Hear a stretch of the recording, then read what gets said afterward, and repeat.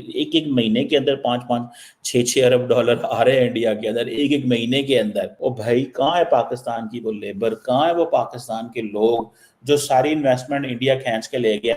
यानी जो पूरे साल की हमारी इनकम है उससे 700 अरब रुपया ज्यादा हमें कर्जे के सूद पे भरने हैं। ट्रेड की जरूरत है इस वक्त पाकिस्तान की आवाम को। पाकिस्तान के अंदर एक शहर है फैसलाबाद, वहां पे सिर्फ वहां के अंदर 100 फैक्ट्रियां बंद हो गई हैं बिकॉज हुकूमत इतनी महंगी बिजली दे रही है। जो बिजनेसमैन है वो अफोर्ड नहीं कर सकते मैन्युफैक्चरिंग करना। जबकि इंडिया के अंदर मैं देख रहा था कि जो फॉक्सकॉन के जो हेड हैं वो इंडिया आए हुए थे और वो बता रहे थे कि उन्होंने 1.4 बिलियन डॉलर की इन्वेस्टमेंट भी की है जब से वो इंडिया में आई है, और तकरीबन उनका बिजनेस जो है वो 10 billion dollar US 10 billion dollar तक जो है वो ग्रो कर चुका है। और वो एक ही चीज कह रहे हैं कि हम भारत को जो है वो मैन्युफैक्चरिंग हब बनाने जा रहे हैं।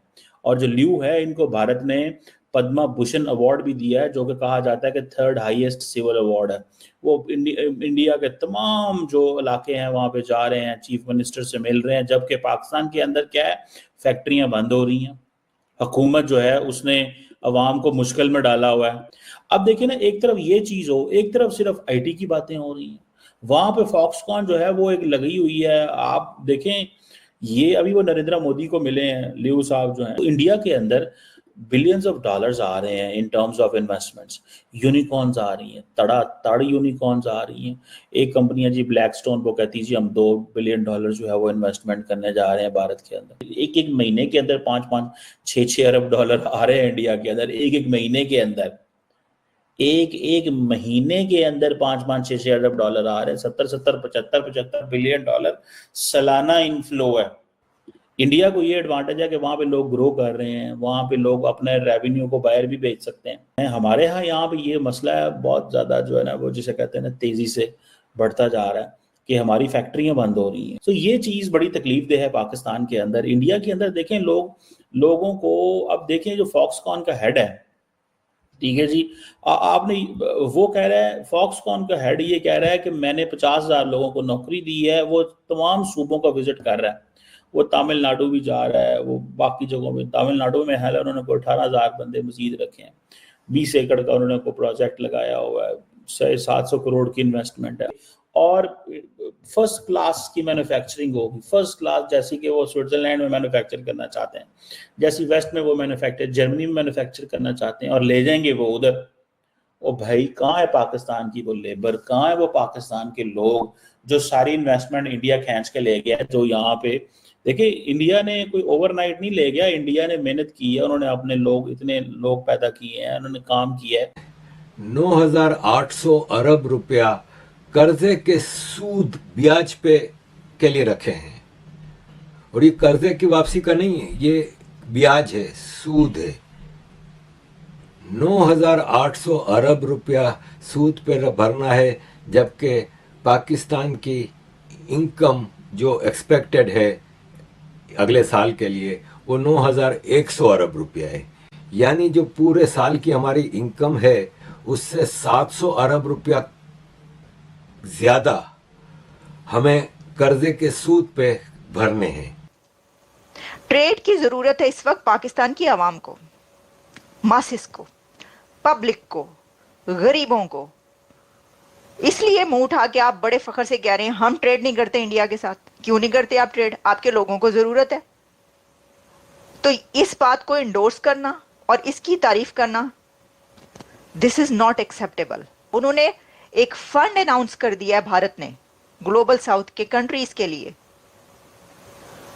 तो इसमें उनकी तरफ से चाइना की तरफ भी इशारा है कि जो ये बात कही गई ना कि finance of projects without burden of debt, Pakistan की तरफ भी इशारा है कि पाकिस्तान के ऊपर इस वक्त डेट का जितना बर्डन है और चाइना के कितने बड़े हाई लेवल प्रोजेक्ट्स जो वहां पर हैं, जिसमें कि सी पैक भी है, लेकिन ये पाकिस्तान ही जानता है कि वो चाइना के कर्जे तले कैसे दबा हुआ है। तो ये जो ग्लोबल कॉम्पैक्ट अनाउंस किया गया है, डेवलपमेंट कॉम्पैक्ट, इसमें उन्होंने कहा है कि ये वो नहीं होगा, आपको हम कर्जा देंगे, आपको हम फाइनेंस करेंगे इन तमाम कंट्रीज को, लेकिन विदाउट कर्जा, विदाउट डेट, विदाउट लोन, जिसमें आपको आपको आपके ऊपर बर्डन ना पड़े। अब मुझे आप ये बताएं कि क्या इसकी जरूरत नहीं है पाकिस्तान को? सबसे ज्यादा जरूरत नहीं है इसकी इस वक्त और भी कंट्रीज को। और एक और बात बड़ी है, मैं आपको बताती हूँ, इस वर्चुअल समिट में बांग्लादेश के मोहम्मद यूनुस भी शामिल हैं। सबसे पहले मैंने उनको देखा बैठे हुए वहां पे। वो भी ये समिट अटेंड करें, क्यों नहीं करेंगे? मैंने आपको बोला था बांग्लादेश तो शाना बिशाना खड़ा होगा। वो जो शाना बिशाना एक बचपन से पढ़ते चले आ रहे हैं ना हम किताबों पे, कि अरब कंट्रीज जो हैं वो पाकिस्तान के शाना बिशाना खड़े हैं, और सऊदी अरेबिया शाना बिशाना वगैरह वगैरह, इस तरह की उम्मा बरादरी और उम्मा की जो बातें होती हैं। तो बांग्लादेश इस वक्त शाना बिशाना खड़ा है अपने बिरादर मुल्क इंडिया के साथ। आप वो भूल जाएं जो आप बात कर रहे थे ना, हम बड़े हमें खदशात थे कि जनाब ये हो गया, तो फिर हमने कहा लो भी वाह वाह, ये तो बहुत अच्छी बात हुई कि ये तो अब बांग्लादेश जो है पाकिस्तान की तरफ हो गया। अब वो इस ग्लोबल समिट में मौजूद है मोहम्मद यूनुस, क्योंकि वो जानते हैं उनका सब्जेक्ट भी यही है। उनको जो नोबेल लॉरिएट है वो ये मैक्रो इकोनॉमिक्स में जो काम किया उन्होंने, और इसके अलावा वो वहां पे उन्होंने कहा कि इतना बड़ा जो ग्लोबल डेवलपमेंट कॉम्पैक्ट अनाउंस हो रहा है, कौन सा कंट्री ये चाहेगा कि वो उससे फायदा ना उठाए? सिर्फ एक कंट्री है जो ये चाहेगा कि हमने उससे फायदा नहीं उठाना, वो है पाकिस्तान। उनका ट्रेड तो इसमें कहाँ शामिल होना है?